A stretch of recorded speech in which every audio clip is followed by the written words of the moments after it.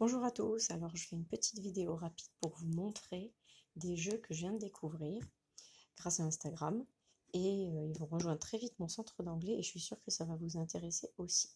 Donc en fait ces jeux, je les ai découverts par Instagram comme je l'ai dit, grâce à The Kid eShop, voilà, qui est un compte Instagram et qui est aussi un site de vente de jeux complètement en anglais.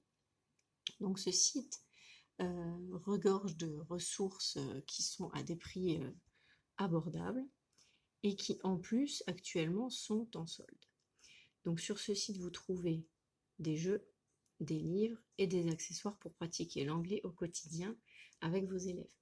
C'est une ancienne enseignante d'anglais qui a mis ce site au point et qui anime aussi le blog qui suit.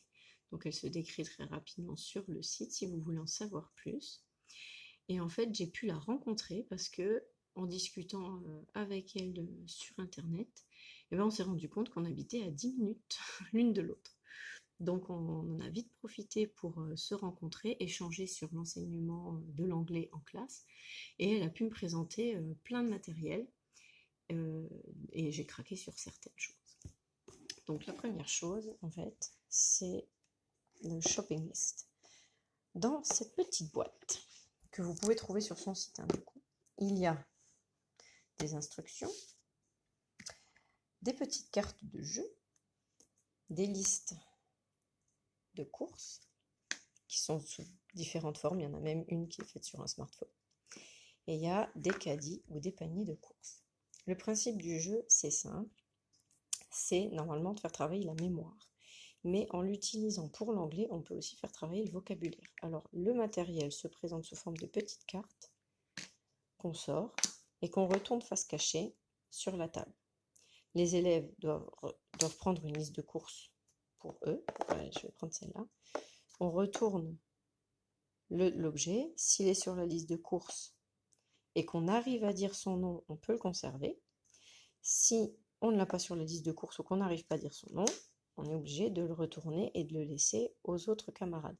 Le but, c'est de remplir entièrement son panier. Le premier qui a rempli son panier a gagné. Donc ça permet de revoir complètement le vocabulaire. Et en plus, ce qui est génial, c'est que ça se range très très bien dans les petites cases et ça fait que on n'a pas du matériel qui traîne, qu'on galère à remettre dans les boîtes. Ça se range super super bien.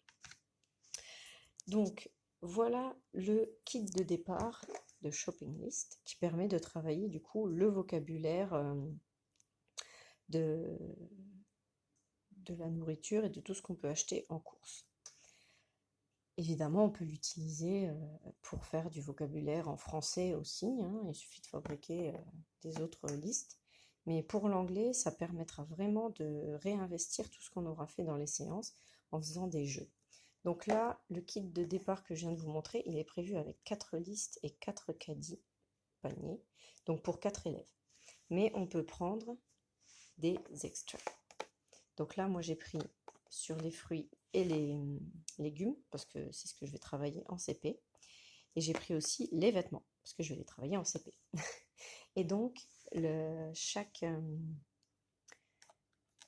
coffret contient du matériel pour 2 élèves, donc ce qui est parfait pour travailler au centre. Du coup, il y a 2 listes de courses supplémentaires, 2 paniers supplémentaires, et il y a le matériel nécessaire. Et c'est pareil pour celui qui concerne les vêtements. Et résultat, maintenant, avec tout le petit kit que j'ai là, j'ai 8 listes de courses. Ce qui va me permettre de travailler, de présenter le jeu au centre guidé en mettant une liste de courses pour 2 élèves, du coup, j'en aurai largement assez. Et on pourra travailler le vocabulaire comme ça. Et une fois qu'on l'aura travaillé au centre guidé, je pourrai leur mettre au centre d'anglais et ils pourront réinvestir tout ce qu'on aura vu. Ces jeux sont vraiment, vraiment géniaux.